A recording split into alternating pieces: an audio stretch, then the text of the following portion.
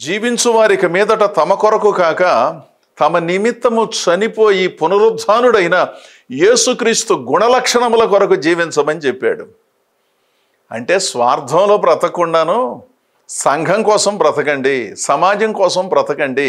ఎంతసేపు నేను నేను నేను నా సొమ్ములు, నా వ్యాపారము, నా ఉద్యోగము, వాటిని వృద్ధి చేసుకోవడానికే ప్రార్థనలు, కనపడిన వాళ్ళందరితో ప్రార్థన చేయండి అని అనిపించుకోకుండాను ప్రార్థన చేయమని కోరటం తప్పేమీ కాదు. కానీ ప్రార్థన కోరుతూనే ఇతరుల కొరకు ఏం చేయాలి, సంఘము కొరకు ఏం చేయాలి, మా ఊర్లో ఉన్న సంఘాన్ని ఎలా నిర్మించుకోవాలి, మా దైవ సేవకుని ఏ విధంగా గౌరవించుకోవాలి, నాణ్యమైన దైవ సేవకులకు వేదికలను ఏ విధంగా కల్పించి వారి ద్వారా ప్రపంచానికి సువార్తను చెప్పించాలి, ఈ ఆలోచనలు చేయమని చెప్పకనే చెప్పాడు.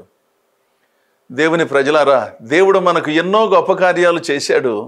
ఇంకా ఏదో చెయ్యనట్లుగా భావిస్తే ఎలాగో?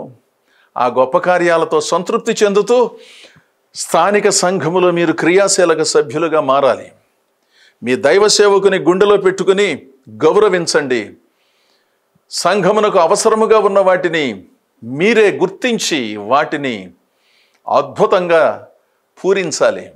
అలాంటి గొప్ప భావజాలంతో మన జీవితాలను ముందుకు నడిపించుకున్న రోజున దేవుడు మనలను, మన కుటుంబాలను మహోన్నతంగా నడిపిస్తాడు.